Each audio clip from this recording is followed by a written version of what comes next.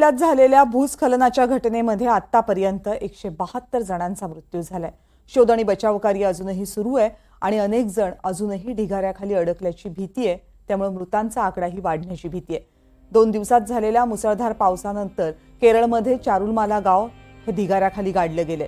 चारुलमाला गावामध्ये अनेक जण झोपेत होते। त्याच वेळेस डोंगरातून एक मातीचा ढिगारा खाली आला आणि याच ढिगाऱ्याखाली अवघं गाव दडपलं गेलं।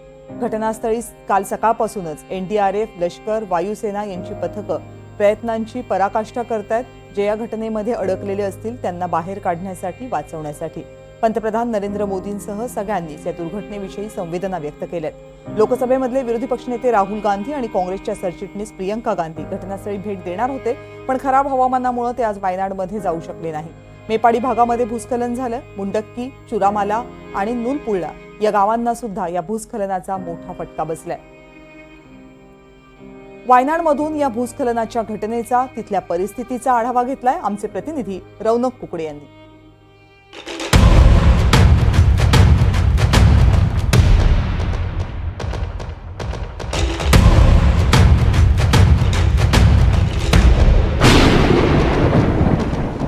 दक्षिण भारतच्या राज्य केरळच्या वायनाडमध्ये मंगळवारी सकाळी मोठा हादसा झाला आणि मुख्यतः आपण जर बघितलं तर मी सध्या त्याच ग्राउंड झिरोवर आहे आणि इथे आपण बघू शकता की ज्या पद्धतीनं हा जो डोंगर होता तो खसकल्यानंतर मोठ्या प्रमाणावर जो मलबा आहे तो या गावात शिरला आणि इतक्या संपूर्ण ठिकाणी घरं होती, ती पूर्ण घरं जी आहेत ती जमीनदोस्त झालेली आहे।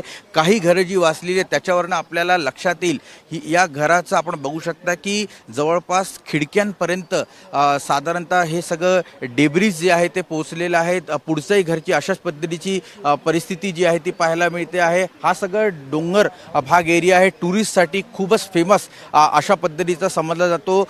देशातल्या अनेक भागातून लोक या ठिकाणी पर्यटकासाठी येतात आणि मुख्यतः जर बघितलं तर ज्या पद्धतीचं सौंदर्य या संपूर्ण ठिकाणी पाहायला मिळतं आहे त्यामुळे हे सगळं बघण्यासाठी लोक इथे येत असतात। त्यामुळे मोठ्या प्रमाणावर रिसॉर्ट असतील, होमस्टे असतील, अशा अनेक सुविधा या ठिकाणी होतात आणि मंगळवारी सकाळी ज्या पद्धतीनं या ठिकाणी पाऊस पडत होता, कमी कालावधीत मोठ्या प्रमाणावर पाऊस पडला आणि त्याच्यामुळे जो डोंगरचा काही भाग आहे तो सरकला आणि पूर्ण पाण्याच्या फोर्सनी हा सगळा डेब्रिज खाली आणा आणि जोपर्यंत कोणाला समजेल तोपर्यंत हे सगळं भयानक अशा पद्धतीचं स्वरूप जे आहे ते इथे पाहायला मिळालेलं आहे। जवळपास आत्तापर्यंत जी माहिती मिळाली आहे 100 पेक्षा जास्त लोकांचा या सगळ्या हादस्यामध्ये मृत्यू झालेला आहे आणि साधारणतः किती लोक इंज्युअर्ड आहेत किंवा किती लोक अजूनही दबलेले आहेत या संदर्भातली अधिकृत माहिती सध्या प्रशासनाच्या वतीनं देण्यात आलेली नाही आहे। मात्र ही पहिली घटना नाही आहे। आपल्याला माहिती आहे की महाराष्ट्रात देखील अशा पद्धतीची घटना याच्या आधी देखील घडलेली आहे